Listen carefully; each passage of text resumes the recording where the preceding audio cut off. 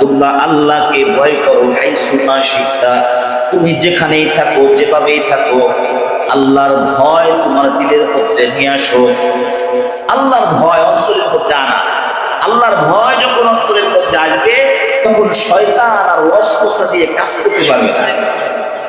শয়তান যখন ওয়াসওয়াসা দিবে তখন দিলের মধ্যে বাধা আসবে, আরে এই কাজটা তো অন্যায়, হারাম কাজ, এটা আমার জন্য হালাল না। আমার আল্লাহ দেখতেছে, দুনিয়ার কেউ দেখে না। আমার আল্লাহ দেখতেছে। নবী আলাইহিস সালাম ইরশাদ করেন, ইত্তাকিল্লাহ, আল্লাহকে ভয় করো হাইসু মা শিতুম।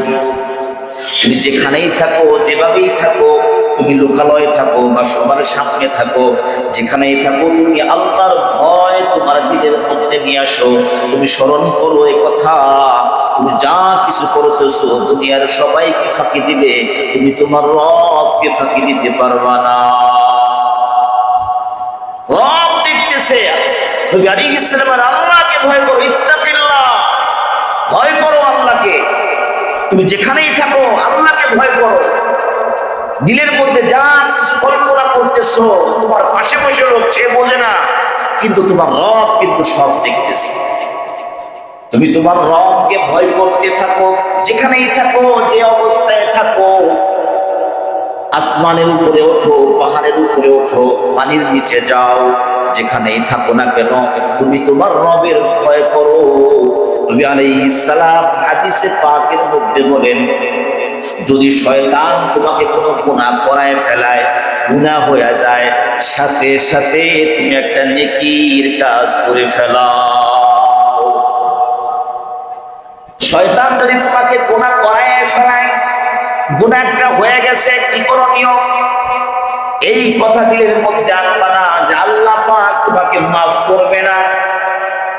তুমি এটা তোমার দিলের মধ্যে বসাও যে আল্লাহ পাক হলো রহিম। রহিম হলো তাকে বলা হয় যার দয়ার কোনো শেষ নাই। গুনাহ একটা হয়ে গেছে, সাথে সাথে একটা নেকির কাজ করো। গুনাহ একটা হয়ে গেছে, তওবা করে ফেলাও। গুনাহ একটা হয়ে গেছে, 2 রাকাত নামাজ পড়ো। গুনাহ একটা হয়ে গেছে, যে কোনো নফল ইবাদত করো। তাহলে আল্লাহ পাক তোমার এই নেকির কাজ করার দ্বারা ওই গুনাহটা মাফ হয়ে যাবে। আলহামদুলিল্লাহ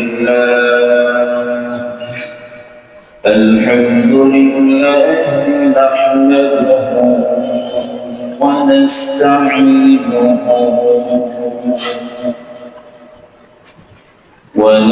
ونستغفره ونؤمن به ونتوكل عليه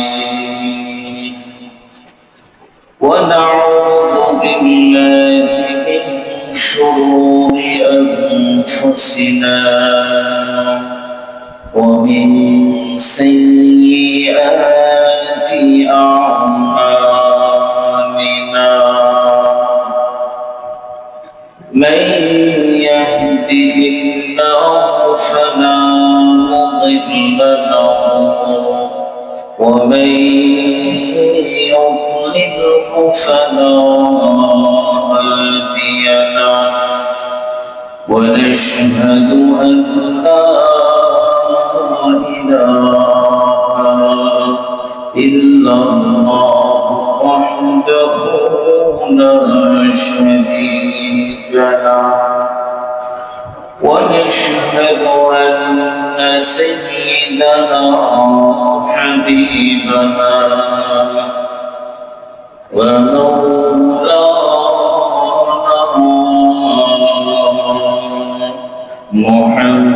محمدا عبده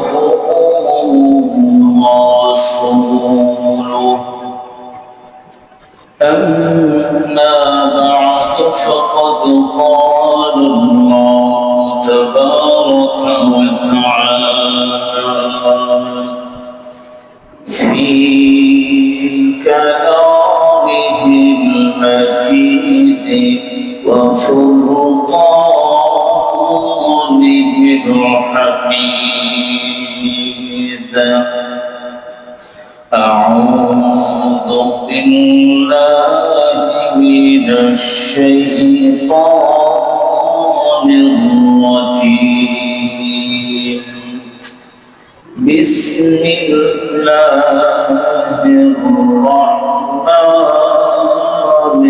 الرحيم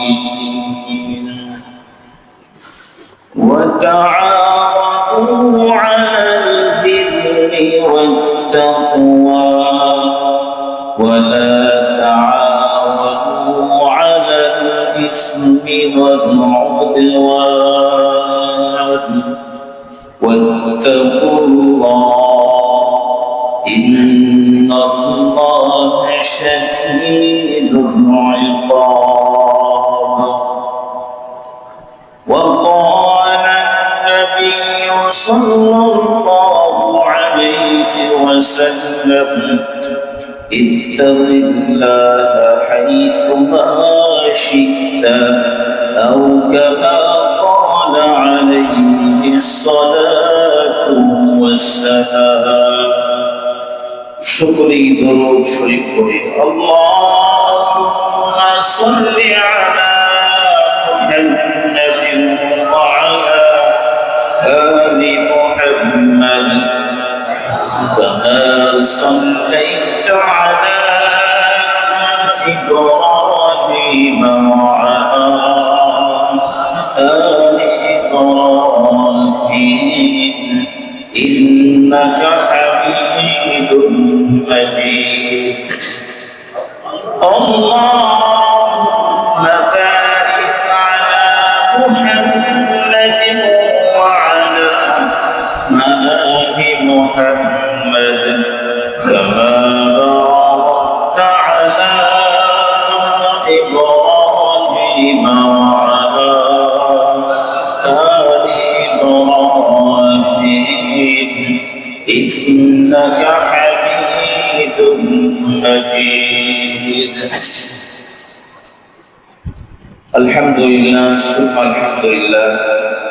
আল্লাহ পাকের দরবারে অসংখ্য অগণিত শুকর এবং সুজুদ যে আল্লাহ রাব্বুল আলামিন আমাদেরকে জুমার সালাত আদায় করার জন্য তার ঘর মসজিদে এসে বসার তৌফিক দান করেছেন, এজন্য শুকরিয়া আদায় করি আলহামদুলিল্লাহ।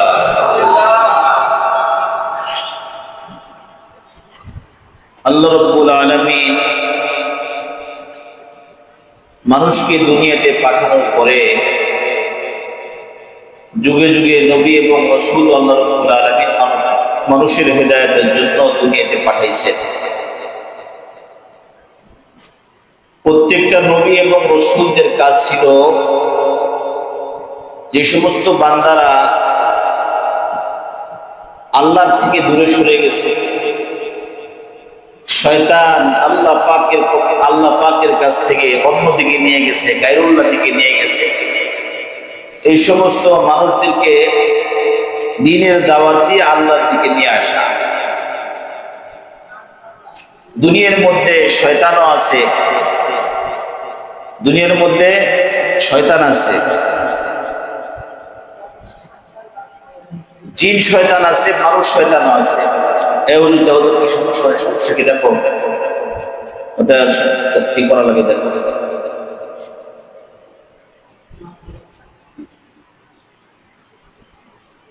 তো দুনিয়ার মধ্যে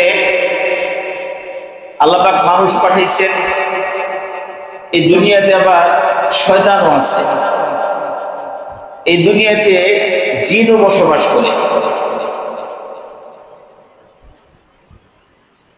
আরো হাজার হাজার অসংখ্য অগণিত মাখলুকাত এই পৃথিবীর মধ্যে আছে। কিন্তু একমাত্র হিসাব নিকাশ হবে মানুষ এবং জিনদের। মানুষ এবং জিনদের আল্লাহ পাক বানাইছেন হলো ইবাদত করার জন্য, বাকি সমস্ত মাখলুকাত এই দুই শ্রেণীর খাদেম হিসেবে বানাইছেন। মানুষ এবং জিন কাদের ইবাদত করবে? আল্লাহ পাকের ইবাদত করবে, মানুষও করবে, জিনেও করবে। আর অন্য সমস্ত মাখলুকাত মানুষ এবং জিনের খিদমত করবে। তো শয়তানকে তো আল্লাহ পাক ইবাদতের জন্য বানায় নাই, শয়তানের কথা তো নাই। আল্লাহ পাক তো বলছেন ওয়ামা খালাকতুল জিন্না ওয়াল ইনসা ইল্লা লিয়াবুদুন, মানুষকে আর জিনকে বানাইলাম, এই দুই জাতিকে বানাইলাম ইবাদত করার জন্য। শয়তানের কথা তো এখানে নাই, শয়তান তো আছে আলাদা। হ্যাঁ, শয়তানের কথাও, এই শয়তান কোন দলে থাকবে? শয়তান ইবাদত করার দলে। মানুষ অথবা জিন, এই দুই জাতিকে তো ইবাদতের জন্য বানানো হয়েছে। তো শয়তান হলো জিনদের অন্তর্ভুক্ত, এই জন্য সেও কি আল্লাহ পাকের গোলামি করবে। আল্লাহ পাকের গোলামি না করে আল্লাহ পাকের সাথে নাফরমানি করা শুরু। তাহলে জিন মানে শয়তান, এটা জিন্নাতের একটা অংশ। কানা মিনাল জিন, সূরা কাহফের মধ্যে আল্লাহ পাক উল্লেখ করেন যে শয়তান যে এটা জিন থেকে আসছে, জিন থেকেই শয়তান। তাহলে এই শয়তান মূলত আল্লাহ পাকের ইবাদত করার জন্য সৃষ্টি হয়েছে, কিন্তু সে আল্লাহ পাকের মাসিয়াতের সাথে জড়িত বিদায় এই শয়তানের কাল কিয়ামতের ময়দানে বিচার হবে। অভিশপ্ত শয়তানের মানুষ এবং জিন জাতি ইবাদত করার জন্য বানাইছে, ইবাদত করবে। ইবাদত কি? দুনিয়াতে পাঠাইছেন ইবাদত করার জন্য, পাঠাইছেন বানাইছেন ইবাদত করার জন্য। তাহলে ইবাদতটা কি?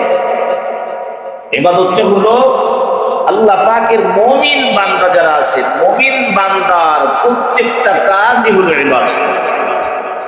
প্রত্যেকটা কাজ ইবাদত। মুমিন বান্দা কথা বলবে তো সত্য কথা বলবে, সত্য কথা বলাও কি ইবাদত।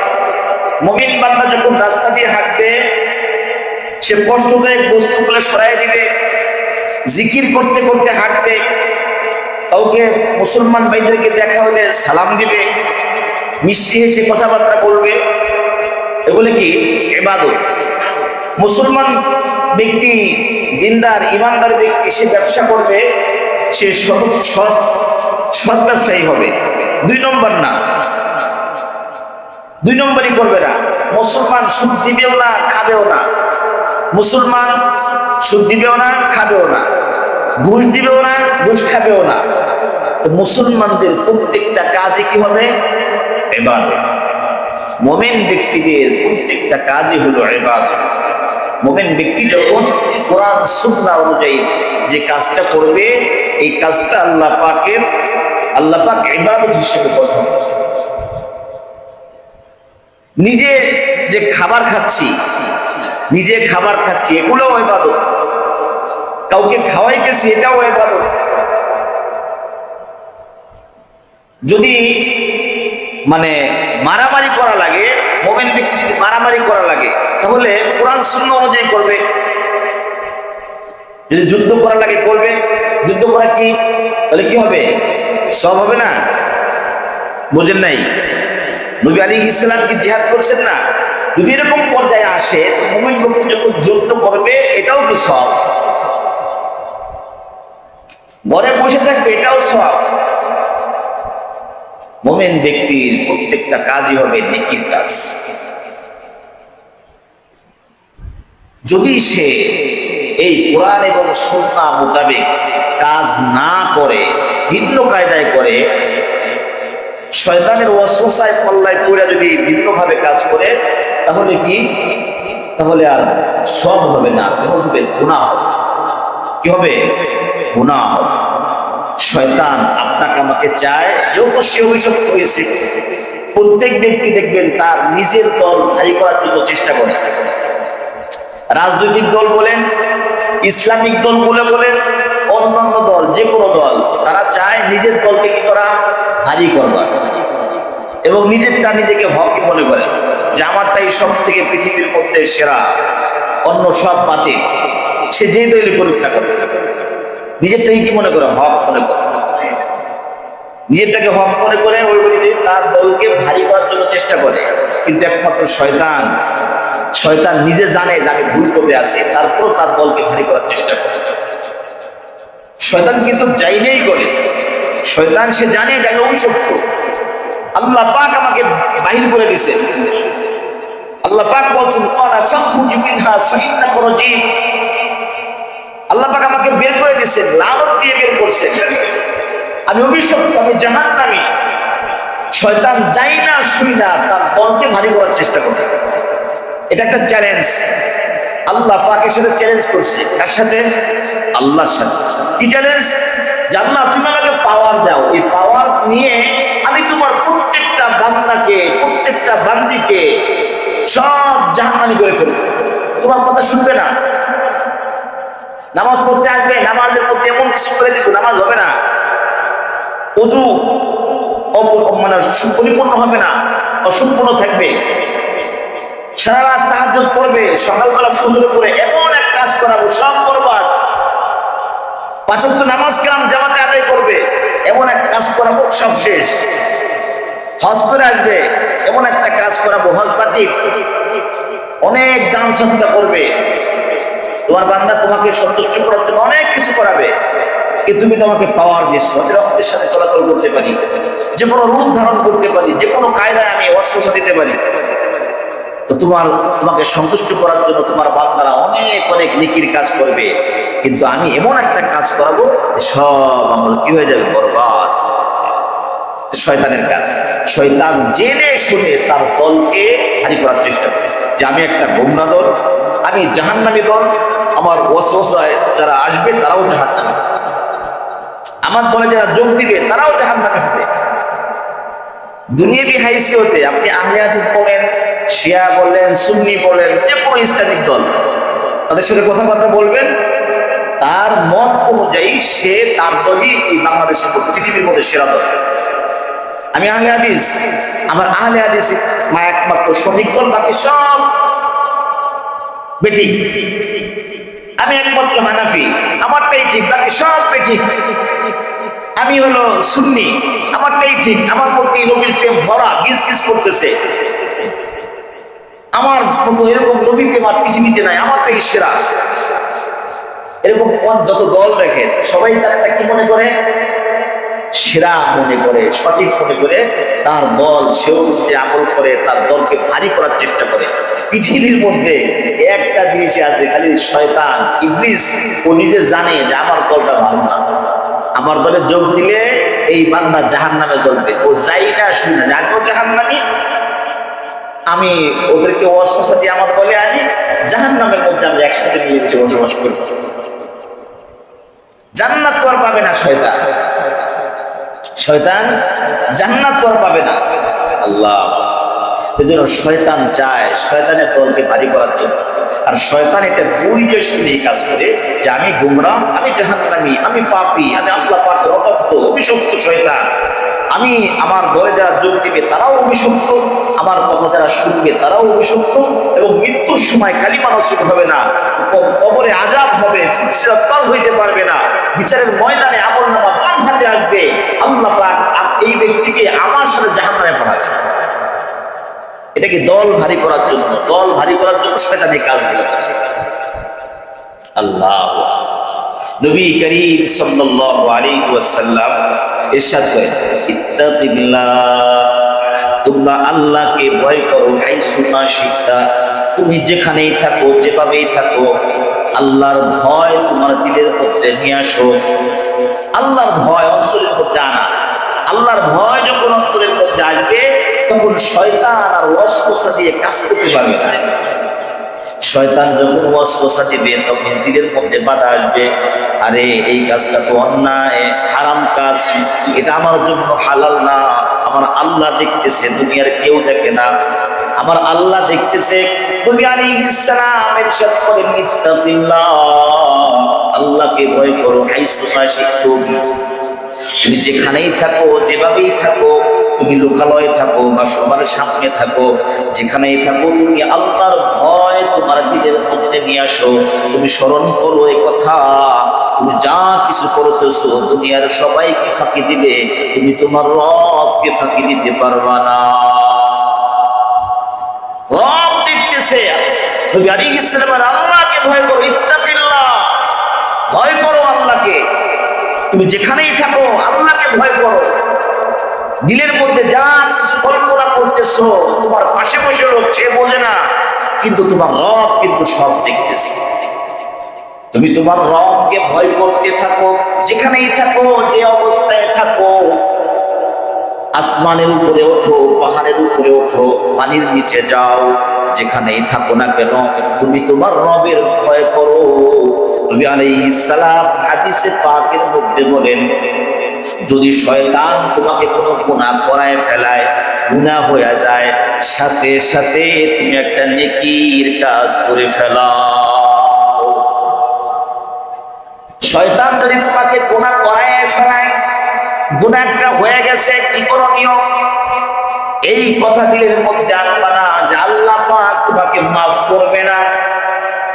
তুমি এটা তোমার দিলের মধ্যে বসাও যে আল্লাহ পাক হলো রহিম।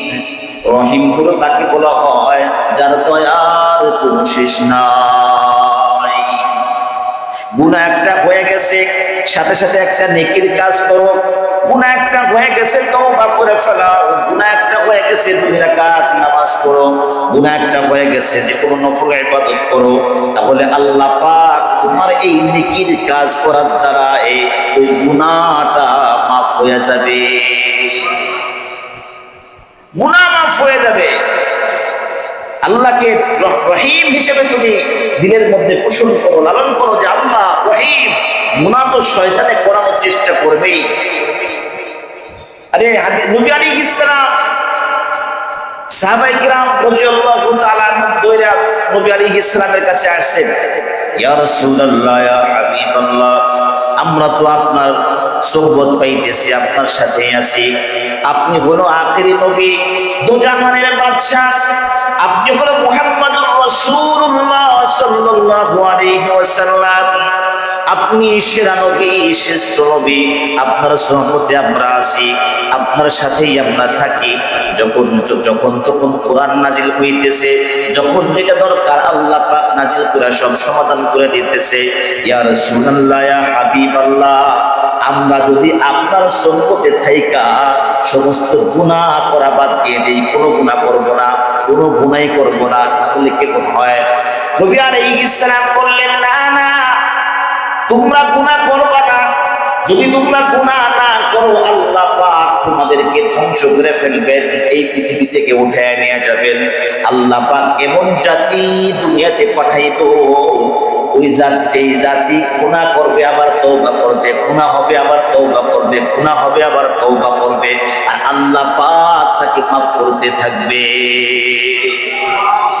তাহলে বোঝা গেল কি, গুনাহ হয়ে যেতে পারে, গুনাহ হয়ে যেতে পারে, ভয়ের কোনো কারণ নাই। গুনাহ হয়ে গেছে, ভয়ের কোনো কারণ নাই, আল্লাহ পাক মাফ করবেন। তবে একটা কথা, গুনাহ অবস্থায় যাতে মারা না যায়, গুনাহ হওয়ার সাথে সাথে কি করতে হবে? তওবা করতে হবে, তওবা করতে হবে। তাহলে আল্লাহ পাক আশা করা যায় আল্লাহ পাক আপনাকে আমাকে মাফ করবেন। কাউকে গুনাহগার বলা যাবে না, কাউকে গুনাহগার বলা যাবে না, কাউকে জিনাকারী বলা যাবে না, কাউকে চোর বাটপার ইত্যাদি বলা যাবে না, কাউকে কটু কথা বলা যাবে না, কথা দিয়ে কাউকে কষ্ট দেওয়া যাবে না। কারণ কি, বিচার কে করবেন? আল্লাহ। আল্লাহ পাক আপনারে তো দারোগা হিসেবে পাঠাই নাই। লাস্তা আলাইহিম বিমুসাইতির। আল্লাহ রাব্বুল আলামিন নবী আলাইহিস সালামকে বলেন, ও আমার হাবিব, আপনাকে দারোগা হিসেবে দুনিয়াতে পাঠাই নাই। আপনি হেদায়েতের পানি পৌঁছায়া যান, হেদায়েত দেওয়ার মালিক আমি রব। হেদায়েত আপনি দিতে পারবেন না, আপনি দিনদার বানাইতে পারবেন না। আপনার কাজ হলো দিনের দাওয়াত পৌঁছায়া দেওয়া। হেদায়েত দেওয়ার মালিক হলো আমি আল্লাহ। হেদায়েতের মালিক কে? আল্লাহ হলো হেদায়েতের মালিক। আপনার আমার কাজ কি? আপনার আমার কাজ হলো একজনকে বলা যে ভাই তুমি এই কাজ, গুনার কাজটা করো না। ভাই 5 ওয়াক্ত নামাজ ফরজ, তুমি নামাজ পড়ো। ভাই তুমি এটা তোমার জন্য গুনাহ, তুমি কইরো না, এটা গুনাহ কইরো না, ওইটা গুনাহ কইরো না। এবং এভাবে বাধা দেওয়া, তাকে হেদায়েতের পথে আনার চেষ্টা করা, তাকে মুখে বলা, আর 2 রাকাত নামাজ নামাজ পড়ে আল্লাহর কাছে কান্নাকাটি করো, ও আল্লাহ আমি আমার ওই বন্ধুকে ওই ভাইকে এই কথাগুলো বলেছি আল্লাহ, আল্লাহ তুমি তাকে বোঝার তৌফিক দান করো, ও আল্লাহ তাকে তুমি পরিপূর্ণ হেদায়েত নসিব করো। শুধু মুখে বললে হবে না, এই চল নামাজ পড়ে আসি। বন্ধু বান্ধব অনেক আছে, দেখা যায় অনেকেই 5-7 জন, কেউ 5 ওয়াক্ত নামাজ কালাম করে, কেউ আবার তাবলীগের লাইনে আরো বড় আরো হুজুর হয়ে গেছে, আবার কেউ স্কুল কলেজে ভিন্ন লাইনে চলে গেছে, নামাজ কালাম করে না। সবাই যখন একসাথে হয় তখন যে নামাজি ব্যক্তি বলে চল দোস্ত নামাজ পড়ে আসি, চল তা ঠিক আছে যা তুই নামাজ পড়ে আয়। স্বাভাবিক, ও জানে যে নামাজে যাবে না, আর ও জানে যে নামাজের সুযোগ দিতে হবে, এভাবে চলতেছে। হ্যাঁ শুরু হোক, অসুবিধা নাই, কিন্তু আস্তে আস্তে আপনার এই দুনিয়ার বন্ধুকে আপনি দিনের দাওয়াত দেওয়ার চেষ্টা করেন, নামাজের গুরুত্ব বুঝান, নামাজ যে ফরজ এটা বুঝান, তাকে দিনের পথে আনার চেষ্টা করেন। আর আপনি যে 5 ওয়াক্ত নামাজ কালাম পড়েন, 2 রাকাত আলাদা আপনার বন্ধুর জন্য নামাজ পড়ে আল্লাহ পাকের কুদরতি পায়ে সেজদা দিয়ে বলেন, আল্লাহ তুমি আমার এই বন্ধুকে নামাজি বানায়া দাও। চেষ্টা এবং দোয়া, কি করতে হবে? চেষ্টা এবং দোয়া। তবে নামাজ যে পড়ে না বা সে গুনার কাজ করতেছে, তাকে আপনি অ্যাভয়েড করবেন, অপছন্দ করবেন, গালমন্দ করবেন, গালি দিবেন, এটা করা যাবে না। এটা কি করা যাবে না? একসাথে 10 জন চাকরি করি, কাজ করতেছি, আমি একা একা নামাজে চলে আসলাম, মসজিদে আসতেছি আর ভাবতেছি আহা 9 জনই তো খারাপ, এই 9 জন হইল জাহান্নামী, আমি একলা জান্নাতি, আমি ভালো কাজ করতে পারতেছি, এই 9 জন করতে পারলো না, এই কথা বলাও যাবে না। যাবে যাবে না। নিজে ভালো কাজ করতে পারলে এটা আল্লাহর কাছে শুকরিয়া আদায় করা, কিন্তু অন্যজন যে সে সওয়াবের কাজ করতে পারতেছে না, গুনার কাজ করতেছে, বারবার দেখতেছি তারপরে গুনার কাজ করতেছে, তাকেও আপনি এই কথা বলা যাবে না যে তুই জাহান্নামী, তুই জাহান্নামী, এই কথা তাকেও বলতে পারবেন না। কারণ হেদায়েতের মালিককে 80 বছর পরেও মানুষ হেদায়েত পাইছে, 80 বছর পরেও কি মানুষ হেদায়েত পাইছে। আর নবী আলাইহিস সালামের জামানায় এক সাহাবী আসছে, ইয়া রাসূলুল্লাহ আমাকে কালিমা পড়ায় মুসলমান বানায় দেন। নবী আলাইহিস সালাম কালিমা পড়ায় মুসলমান বানায় দিয়েছেন। ওই সাহাবী বলছে, ইয়া রাসূলুল্লাহ ইয়া হাবিবাল্লাহ আমি এখন কোন দিকে যাব, বাড়ির দিকে যাব নাকি যুদ্ধের দিকে যাব? নবী আলাইহিস সালামের অনুমতি নিয়ে যুদ্ধে রওনা হয়ে গেল। যুদ্ধ করতে করতে, মুসলমানদের পক্ষে যুদ্ধ করতে করতে এক পর্যায়ে ব্যক্তি শহীদ হয়ে গেল। আরে বালেগ হয়ে গেছে বহু আগে, 25 থেকে 30 বছর বয়স বা 40 বছর বয়স, এক ওয়াক্ত নামাজ পড়ে নাই, একবার সুবহানাল্লাহ বলতে পারে নাই, একদিন রোজাও রাখে নাই, হজও করে নাই, যাকাতও দেয় নাই।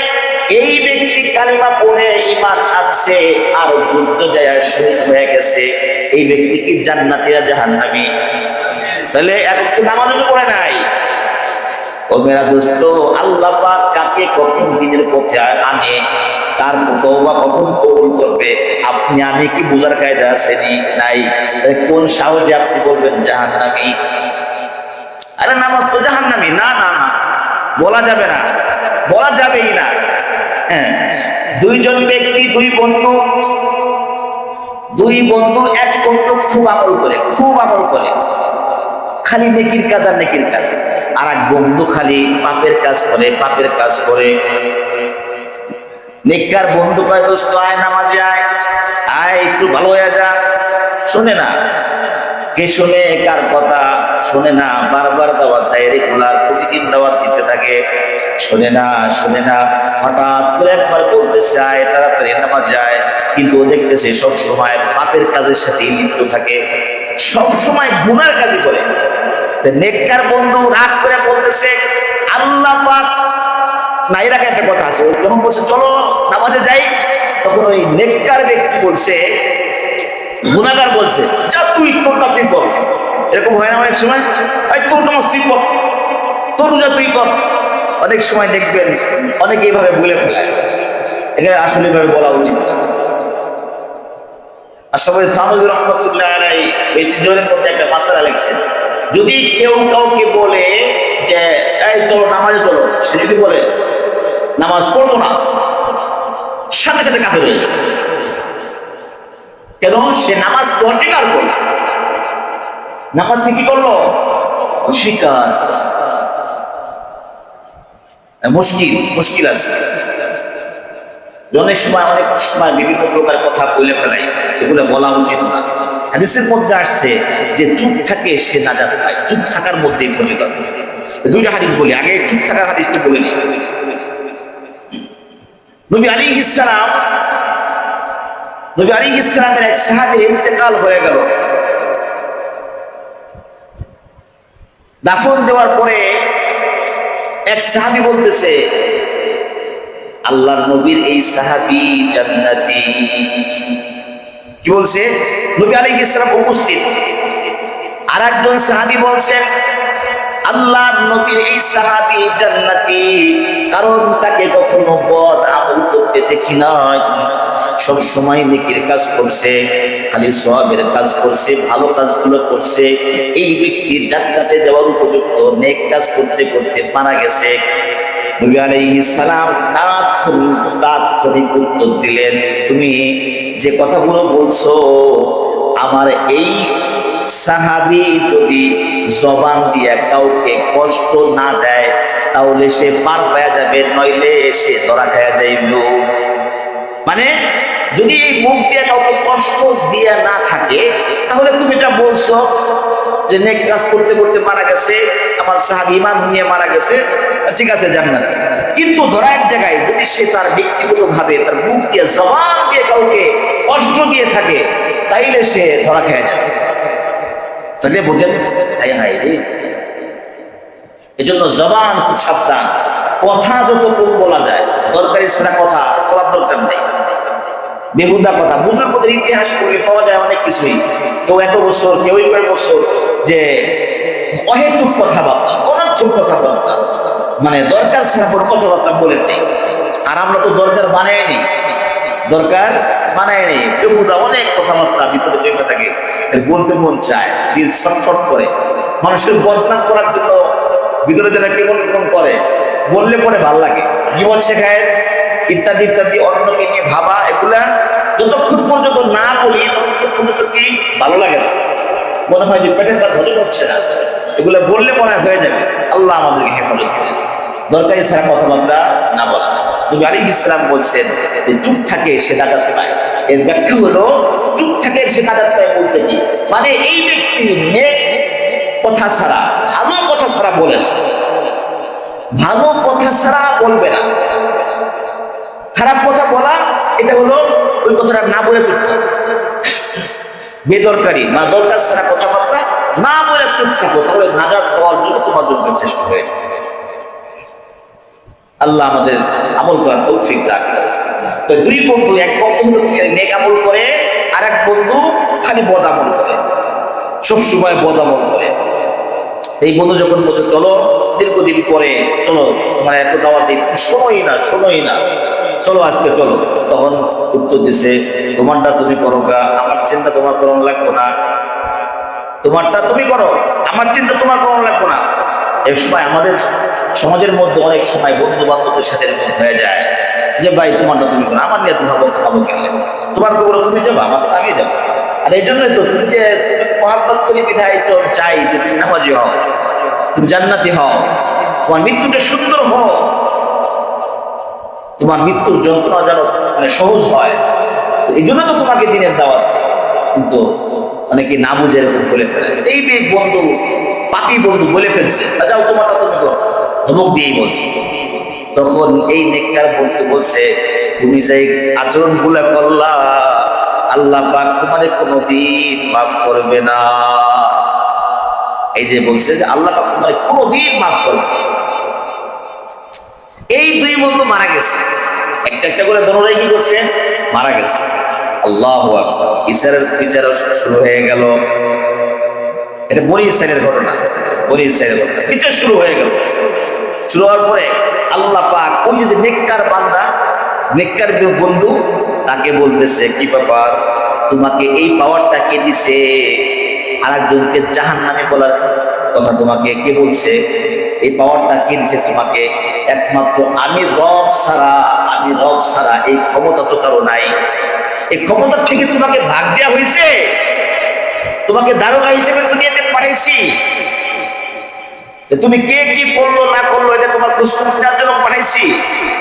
আরে তোমারটা তুমি করবা, তুমি আরেকজনকে জাহান্নামে বলবা কেন? জান্নাতি আর জাহান্নামে ফয়সালা করার ক্ষমতা একমাত্র কার? তো তুমি কে? আল্লাহ বাবা তুমি কে? তুমি কেন বললা? তুমি আমার দয়ার ব্যাপারে তোমার ধারণা আছে? আমি যে অসীম দয়ালু, আমার দয়ার যে কোনো শেষ নাই, তোমার কি ধারণা আছে? ইয়াকিন তোমার আছে? আল্লাহ পাকের ঘনকেশ্বরে বলে এরপরে বলবো ওই যে বদকার বন্ধু তাকে বলবে তুমি এদিকে আসো, আমার দয়া আর রহমতের দ্বারায় তোমাকে আমি জান্নাতি ঘোষণা করে দিলাম। তাহলে আল্লাহ পাক কত দয়ালু, আল্লাহ পাক কত দয়ালু। এজন্য গুনাহ হতে পারে, গুনাহ হতে পারে, গুনাহ হয়ে গেলেই সাথে সাথে কি করা? তওবা করা এবং একটা নেক আমল কি করা ভাই? একটা নেক আমল করা। আমাদের একটা মাস গেল, রমজান মাস, পুরো একটা মাস গেল, আমরা কিন্তু অনেক মানে আমলেই কাটাইছি আলহামদুলিল্লাহ। অনেকেই আমরা যখন হাঁটছি তখন জিকির করতে করতে হাঁটছি, মাথায় একটা টুপি থাকছে, হাতে একটা তসবিহ থাকছে। অনেকেই আমলে থাকার চেষ্টা করছে। তাহাজ্জুদের নামাজ যেগুলা মানে মোটামুটি সবসময় অনেকেই করে সেগুলো নাই বললাম, কেউ দেখবে রোজা অবস্থায়, রোজার পাশে অনেকেই যখন মসজিদে 5 ওয়াক্ত নামাজ পড়ার চেষ্টা করছি আর হাঁটছি, আস্তাগফিরুল্লাহ, লা ইলাহা ইল্লাল্লাহ, সুবহানাল্লাহ, আলহামদুলিল্লাহ, সাল্লাল্লাহু আলাইহি ওয়াসাল্লাম, এরকম আমল করতে করতে আমরা হাঁটছি। কেন? আর রোজা একে সত্যি, রোজায় একে সত্যি হয় রে, আমলের কি একটা হেরি, সবাই এরকম করছে। তাহলে ওই এখনো তো সেইভাবে আমরা চলাফেরা করতেছি। আমরা এখনো আমরা যখন চলতে ফিরতে অফিসে যাচ্ছি, মানে এরকম জিকির করতে করতে যাই, যখন আবার আসতেছি জিকির করতে করতে আসি, দুরূদ শরীফ পড়তে পড়তে যাই, এরকম ভাগ ভাগ করে নেই। কোরআন তেলাওয়াত কোরআন একটু একটু করে পড়ি, বাসায় আগে আগে চলে আসি, বাইরে আড্ডা না দিই। বাইরে হলো গান্দা পরিবেশ, গুনাহের পরিবেশ, অফিস, বাসা, মসজিদ, এরকম হওয়ার দরকার। এরকম হইলে পরে গুনাহ থেকে কি বাঁচা যাবে? যেহেতু রমজান মাস গেছে, একটা আমলের মাস, সেই রমজান মাসটা আমরা কাটাইতে পারছি। এরপরে শাওয়াল মাস চলতেছে, আজকে 21 তারিখ, আর মাত্র 10 দিন আছে। এর মধ্যেও যারা শাওয়ালের 6টা রোজা রাখতে পারিনি আমরা, এখনো সুযোগ আছে। শাওয়াল মাসের 6টা রোজা রাখলে সারা বছর রোজা রাখার সওয়াব তার আমল নামায় আল্লাহ পাক দিয়ে দেয়। সারা বছর শাওয়ালের মাসের 6টা রোজা রাখার এখনো সুযোগ আছে। এটা নফল, এটা কি নফল। আপনি রাখতে পারছেন আলহামদুলিল্লাহ বলেন, আর একজন রাখতে পারে নাই, তাকে নিয়ে আপনার ভাবার দরকার নাই। ওই যে কিছু করে হাদিসটা শুনাইলাম, আল্লাহ পাক ওগুলো পছন্দ করেন না তুমি কাউকে নিয়ে ভাববা। কি আমল করলো আর না করলো তোমার দেখার কি? আমার বান্দাটা আমার বান্দা, আমার বান্দার সাথে আমার মুআমালা হবে। মাঝখানে তুমি কে? কোনো থার্ড পারসন দরকার নাই। আমার বান্দা তো আমি, আল্লাহ পাক বলবেন আমি আমার বান্দা, মাঝখানে কারো দরকার নাই। আমার বান্দার গুনাহ হয়ে গেছে, তওবা করবে, আমি রব মাফ করে দেব। এজন্য তোমাকে দুনিয়াতে পাঠাইছি আমার বান্দার জন্য, এই কিসে গুরগুর করার জন্য না, যে আমার বান্দা কোন গুনাহ করছে, এটা করছে, ওটা করছে, নামাজ পড়লো কি পড়লো না, ওটা দরকার নাই তোমার।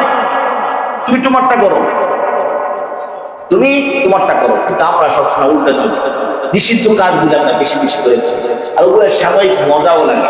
বলে কি লাগে? সাময়িক খুব মজা লাগে, কেমন যেন মজাই লাগে। আল্লাহ আমাদের হেফাজত। এই জন্য অন্য ব্যক্তির জন্য নিজে, আমি এমন যদি হইতো, নিয়ম যদি আছে, নিয়ম আছে নাকি যে এক কবরের মধ্যে একটা ফ্যামিলি, একটা গর্ত করা হবে, কবর খনন করা হবে, প্রথমে যে মারা যাবে তাকে এখানে, এরপরে যে মারা যাবে তারপরে তারও কেউ এখানে, সবাইকে একই কবরের মধ্যে দেয় না। সবাই একই সময় মারাও তো যায় না। আর গেলে কি হয়েছে? যার যার প্রশ্ন উত্তর তাকে তাকেই করা হয়, যদিও একসাথে দেওয়া হয় কোনো কারণে, কিন্তু যার যার ওই যে ইন্তেকালের পরের যে অবসরটা আছে, লাবিসিনা ফিহা আহকাবা, যুগের পর যুগ যে যেখানে থাকতে হবে। হাসরের আগে কবরের জগৎটা একই সাথে, একসাথে যদি 5টাও কবর হয়, কিন্তু আপনার আমার প্রশ্ন তো সব ভিন্ন ভিন্ন হবে। কেউ কারোটা শুনলেও না, দেখলেও না, জানলেও না, কিছুই হবে। আপনারটা আমারটা আমার, এ কথা বলবে না যে তোমাদের খলিফ সাহেব কেমন আমল ছিল। আপনাকে জিজ্ঞেস করবে না আমার ব্যাপারে, আমাকে এ কথা বলবে না যে তোমার মুসলিমের এলাকায় জুমার নামাজ পড়ছে নাকি অন্য নামাজগুলোও পড়ছে, আমার জিজ্ঞেস করবে না। আমি জিজ্ঞাসিত হবো, হলো তুমি কি এদেরকে কোরআন হাদিসের সঠিক কথাগুলো বলছো, আমাকে জিজ্ঞাসা করা হবে তুমি কি কোরআন এবং হাদিসের সঠিক কথাগুলো বলছো, নাকি তুমি চাকরির ভয়ে, ক্ষমতার ভয়ে, ইত্যাদি ইত্যাদি ভয়ে সঠিক কথাগুলো বলো নাই, পাশ কেটে গেছে, হ্যাঁ এই করছি, জিব্বা কেটে দেওয়া হবে। আপনার আমলের ব্যাপারে আমাকে জিজ্ঞেস করবে, আমারটার ব্যাপারে আপনাকেও জিজ্ঞেস করবে। এজন্য আপনার আমার যার যার আমল তার তারই করতে হবে, যার যার ঘর তার সাজাই দিতে হবে। আপনার ঘরে কি আছে না আছে আমি জানি না, আমার ঘরে কি আছে না আছে আপনিও জানেন না। আমরা যার যার ঘরে যখন যাই, যাবার পরে চিন্তা করি এখানে সুপাটা এখানে না হয়ে এখানে হইলে ভালো হইতো, ওইটা এই জায়গা না ওখানে হইলে ভালো হইতো, ঘর সাজায় নেই। আমাদের ঘরের মা বোনরাও সুন্দর করে সাজায় রাখে। দুনিয়াবি অল্প সময়ে ক্ষণিকালয় যদি এভাবে সাজায়, তাহলে অনন্তকাল যেখানে থাকতে হবে সেখানে থাকার জন্য খাট পালং দরকার না কি কি দরকার, এতে ভেবে কাজ করা উচিত। নতুন বাসা নিচে টাইলসের উপরে শুনে ঠান্ডা লেগে যাবে, খাটের ব্যবস্থা করো, মানে চেয়ার মানে কি বলে চৌকির ব্যবস্থা করো, তাহলে যে কোনো একটা কিছু দাও, মানে ঠান্ডা লেগে যাবে। এটা খুব বুঝি 100 আর মরার পরে কবরের মধ্যে তো অনেক দামি দামি খাটের মধ্যে আমাদেরকে রাখা হয়, দামি দামি খাট, কিছু টাকা পয়সা দিয়ে আসা হয় যে ফেরেশতা আসলেই 1 লাখ করে মেরে দেবা, টাকা তো অভাব নাই। 3টে প্রশ্ন কত লাগবে, 3 কোটি, যাও নিয়ে যাও, আমি কিছু চাই না, চলবে? পুরো চলবে, ঘুষ ঠুস কোনো কিছুই চলবে না, এবং আমাকে খাটও দেওয়া হবে না, আমার মতো আমারই থাকতে হবে। এই জন্য একমাত্র আমার আমল, আমি কার সাথে কিরকম করছি, কি আমল করছি, দুনিয়া থেকে রেখে গেলাম, পরকালে কি পাঠালাম, এছাড়া আমার আর কোনো কিছুই আমার সাথে যাবে না।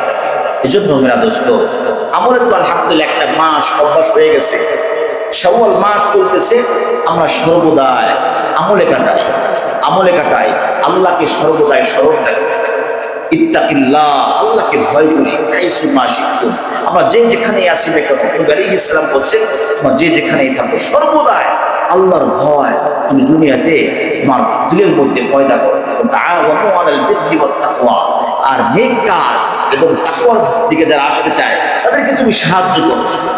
যারা নেকির কাজ করতে চায়, যারা নেকির কাজ করতে চায় তাদেরকে সাহায্য করো, তাকওয়ার উপর যারা থাকতে চায় এদেরকে সাহায্য করো। ওয়ালা তাআওয়ানু আলাল ইসমি ওয়াল উদওয়ান, যারা শত্রুতা পোষণ করে, যারা গুনার কাজ করে এদেরকে এই গুনার কাজে সাহায্য করো। ওয়াত্তাকুল্লাহ, আল্লাহকে ভয় করো, ইন্নাল্লাহা শাদীদুল ইকাব, বিচার মানে পরকালের ক্ষমতার অধিকারী কে? আল্লাহ। বিচারক কে? আল্লাহ। শাস্তিদাতা কে? আল্লাহ। কঠিন শাস্তি যেটা ওলা করে আল্লাহ রাব্বুল আলামিন আমাদের সকলকে বুঝে আমল করার তৌফিক দান করে, সকলে বলে আমিন। ওয়া আখিরু দাওয়ানা আলহামদুলিল্লাহি রাব্বিল আলামিন। রাসূলুল্লাহ মেহেরবানি করে সুন্নাত করে